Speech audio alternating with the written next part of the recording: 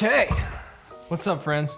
It's been a while since I made a video. Just thought I'd sit down and tell you a story because it's kind of a crazy story and there's a lot to it. So if you're interested in anything like crypto, NFT, DeFi, stick around. It's pretty cool. So I guess I'll start in the beginning. I got into like crypto and Ethereum and Bitcoin and stuff in like 2015, 2016. But nothing serious. I was just like, oh, number go up. This is cool. I can put some money in. It'll go up. I can sell it. Woohoo, make money. This is awesome. And so at the top in 2017, I was like a sophomore in college. I remember sitting there and selling all of my crypto, all my Ethereum that I had, which wasn't a lot at the time. I think it was like $2,000 or something like that. And so I sold it all and kind of forgot about it. The market crashed, crypto sort of went away. So then fast forward to 2020, I started hearing more about crypto again, started hearing more about NFTs, and like the market starts booming a little bit. I get kind of interested in like, oh, this is cool. But I still didn't really believe in any of the technology. I was like, this is kind of a scam. It's written by computer scientists, and like, I don't understand any of it. I don't understand how you can't get scammed on this stuff, or like what a blockchain is and all these technical weird terms. So I just kind of put it away. I was like, I don't really want to spend the time to learn about this stuff yet, and I'm not interested in it, and I don't have any money to put in, so I don't care, right? So then I don't know if you guys remember, but like towards the end of 2020, there was that whole like Pokemon craze, and people were buying Pokemon cards and selling them for a ridiculous amount of money, and Logan Paul and Gary Vee and all these people were like super into trading sports cards. And so I always been somebody that's like interested in flipping stuff and looking at like shoes. Okay, maybe we could buy some stuff here and sell it here for this much. And so I try to get into that, but it's just really not my thing. I don't care about Pokemon. I don't care enough to go drive to Target and spend money on cards at Walmart to open them up and like possibly ship it off the PS. There's a lot of steps there, and there's like not that high of a return. So it didn't make sense for me to spend my time there. But something interesting happened at the end of 2020 called NBA Top Shot.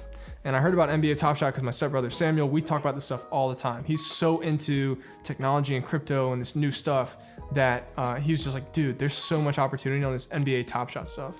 And I'm seeing, okay, these digital moments of like videos of NBA players making shots or dunking or blocking shots or whatever, they're going for like, what?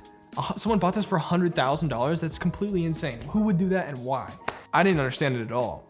Like the blockchain stuff, the decentralization, the technology, Dapper Labs. I didn't get any of this stuff at all. But I told myself that I would try it because if there's a chance that somebody is selling these cards for $100,000, why couldn't it be me?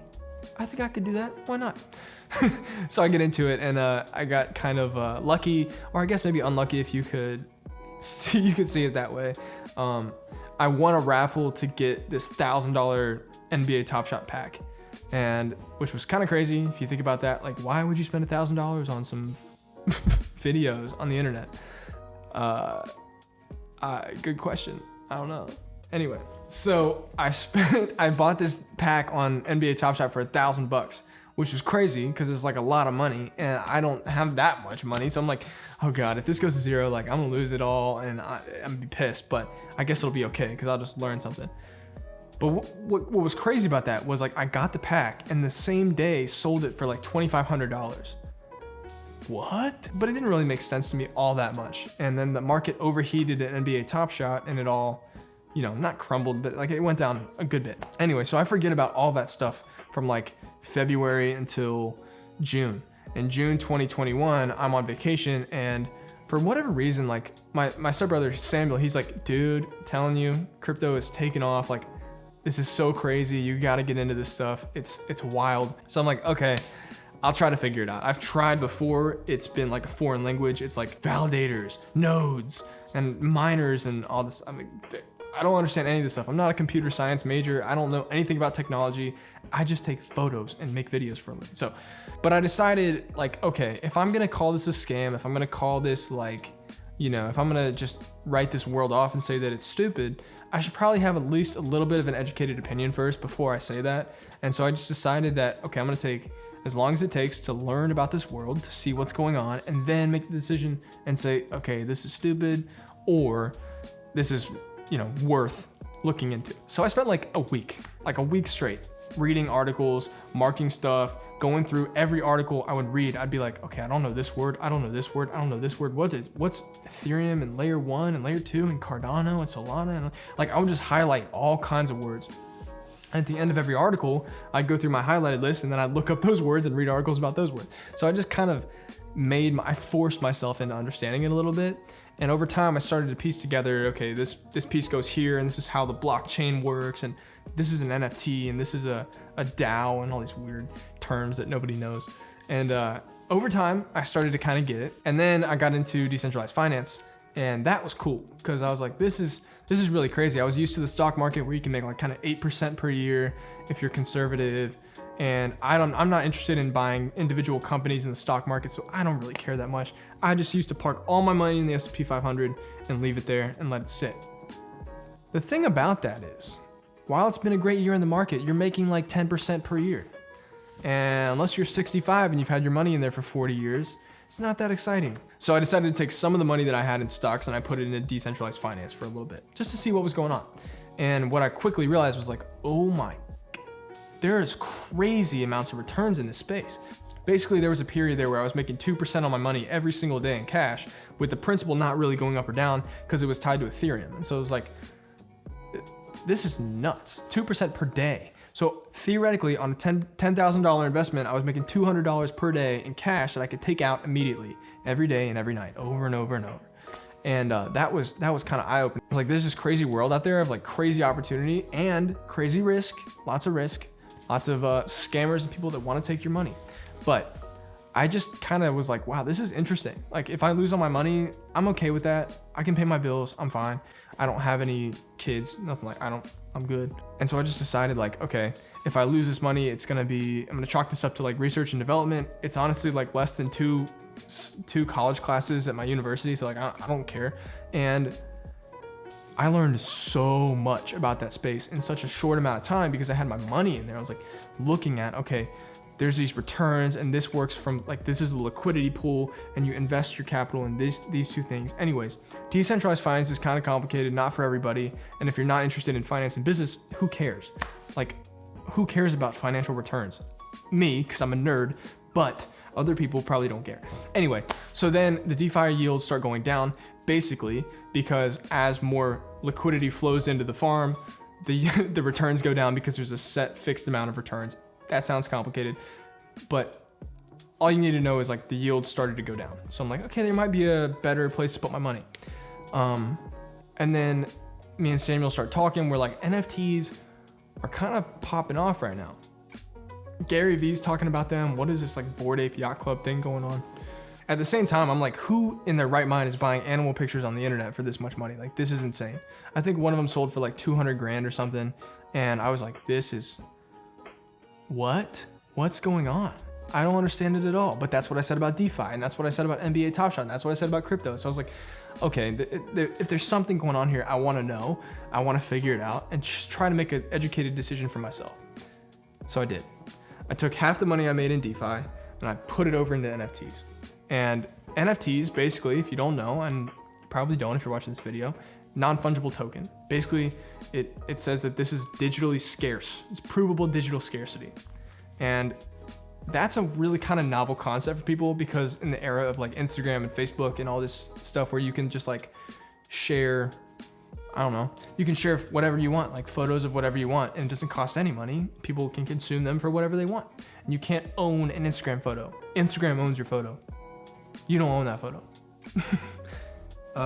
So it's kind of a novel concept to think about owning something on the internet. And I didn't understand it at first, honestly. I didn't understand how any of this stuff worked. And I just kept trying. And so I got really lucky. I got into the market at the beginning of August 2021, which, if you don't know, was like the craziest month for NFTs. OpenSea ended up doing $3 billion in revenue that month, which is an insane amount of money for a company that had like 7 employees 6 months ago. I found these projects that were fairly interesting to me, like Pudgy Penguins was one of these things. You might have seen it. I posted on my Instagram when I bought it. I was like, I just spent a ridiculous amount of money. I think I spent like $300 on each of these like Pudgy Penguins things. And at the time I'm like, I can't believe I'm doing this. This is completely insane. And I don't even know why I'm doing it, right? So I buy them, and then I get into the community, and then I get onto Twitter and I start following all these people in the NFT space just to try to learn what's going on, like to try to understand terminology and try to understand OpenSea and volume and what projects are and different projects and like royalties and why this is different from say Instagram or something like that. And as I'm getting into this, I'm realizing like, oh, this is so much more than just like money and like number go up. It's a lot more than that. There's technology behind this that's actually enabling a lot of this stuff to happen. And that combined with the pure luck of me getting into the market at that time was like not anything that you would buy, because I bought a lot of stupid stuff that went down in value, and you will if you get into the space. But some of the projects that I bought went way up in value. Remember, I bought World of Women, I bought Pudgy Penguins, I bought Animetas, I bought a couple Art Blocks projects. Basically, a lot of them went up in value. And that was like, to me, when my Pudgy Penguins went from 0.1 ETH each, which is $300, to 0.5 in one night, which is $1,500. Today's money would be $2,000. That's insane to me. I was like, this is crazy.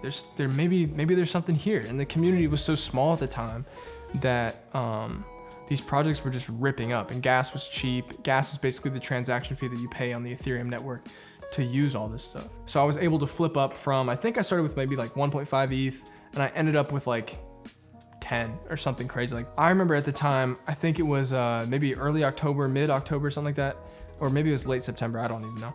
I found this project called Cryptodes. And at the time, I was really into it. Like I was into the NFT space. I was trying to understand, reading Discord stuff, getting on Twitter, trying to figure out all the terms, and sort of built this understanding of like, okay, this is what makes a project do well. This is what doesn't make a project do well. If you see these indicators, it's kind of like a better indicator that prices are going to do well, or that the project's going to do well over the long term. There's a couple different things. And with Cryptodes, I found them like 3 days after they minted. A lot of these big NFT influencers were getting into the project. They weren't really pumping it super hard on Twitter. I just saw all of the green lights go off in my head, and I was like, I should go all in on this. I should go all in. I didn't go all in. I bought 3 of them at 0.6 Ethereum each, which is a lot of money. But I just felt like, I felt like I knew kind of what I was doing in the space at the time. And Cryptodes go up, they go down a little bit, and 2 weeks later they're at 2 ETH each. So then something crazy happens. They go from 2-3 Ethereum all the way up to 15 Ethereum over 1 week. 15 Ethereum is like 60 grand. It's a lot of money. And at the time that was that the entire market was at its peak, I was probably up somewhere between $200,000 and $250,000 on a sub 5-figure investment, which, that's crazy. That's a lot of money, more than I've ever seen in my life by far. There was a lot that happened, but basically the market overheated, ETH went up, people took their money out of NFTs a little bit, and this is an illiquid asset. So if somebody doesn't want to buy my picture, I can't sell my picture, therefore it is worth nothing, right? And the good collections they're not really illiquid. As of right now. In the future, maybe they are. Maybe this all goes to zero and none of it works at all. But as of right now, they're back down, I think like 7 or 8 Ethereum each, maybe, or maybe, I don't know, like 5 to 8 Ethereum each, in that range. But that's still like a lot more than I bought it for. And so I just decided to hold them. I still have them. But it's kind of a crazy story to think about because, me just working and having a life and having a job and, everything. And then realizing that, on paper, I'm up this much money. And also at the same time realizing like, oh my gosh. And I'm sitting here seeing people in the NFT space make millions of dollars from trading these things. And I'm like, what is money anymore? What is any of this stuff? Anyway, now I want to say like right off the bat, after that story, like this space is extremely volatile and none of this is financial advice at all whatsoever, zero.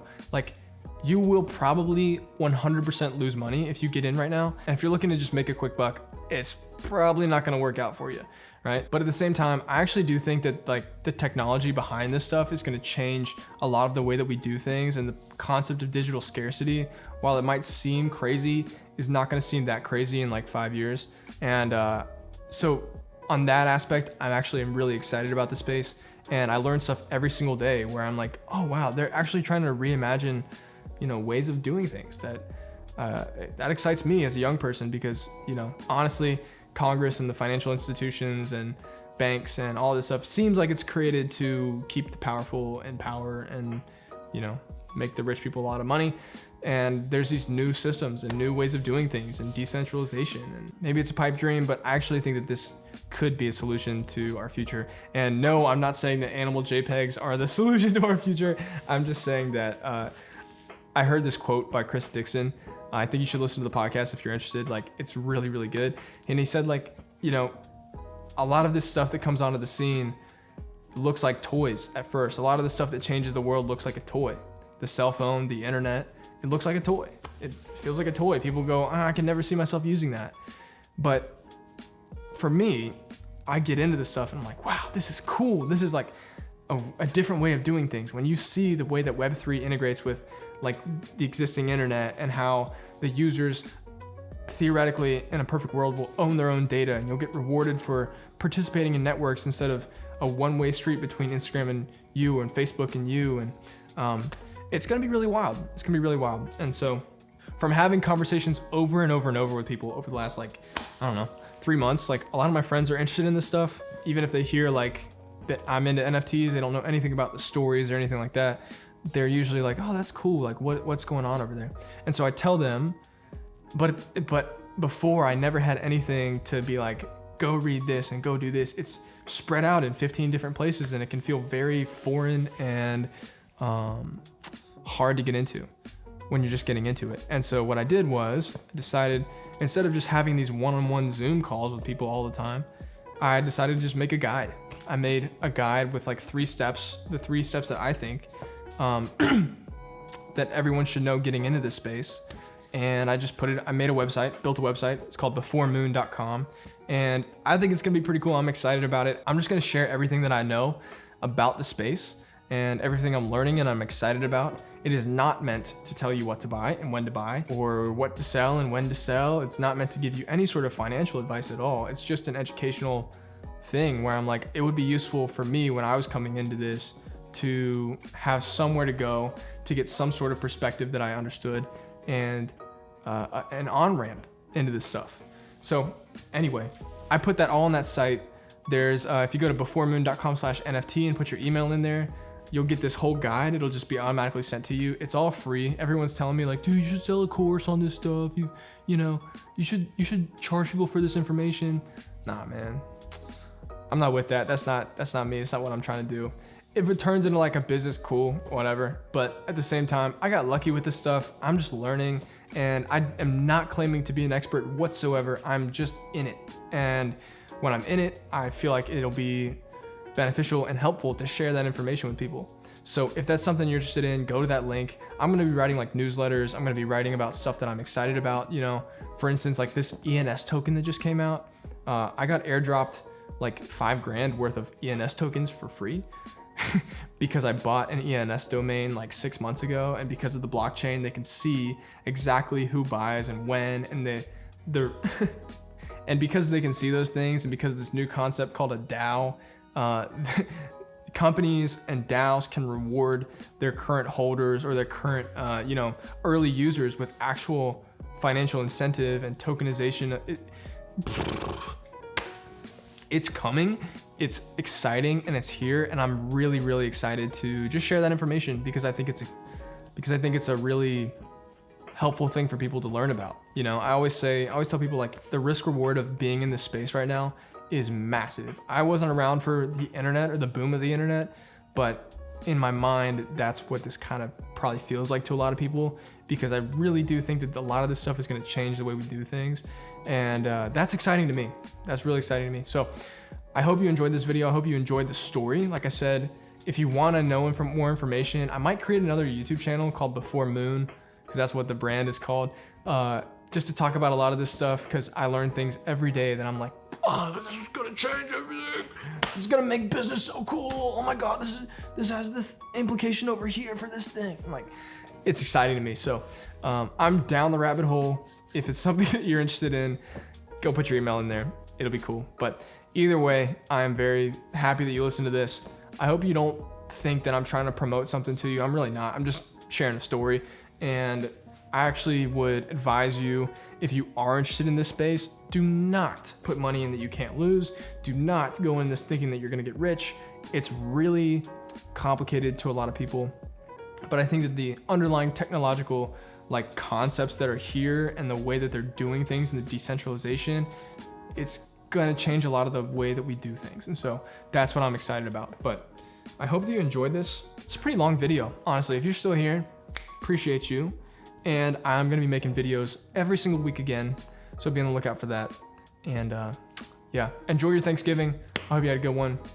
Like I said, message me, or just type down in the comments if you're like curious about this world, if you wanna know some case studies or NFT projects or whatever. I'm gonna be writing about that, be putting out videos about that. So if that's something you're interested in, I hope you enjoy it. I hope you enjoyed this video. And yeah. Merry Thanksgiving. Peace.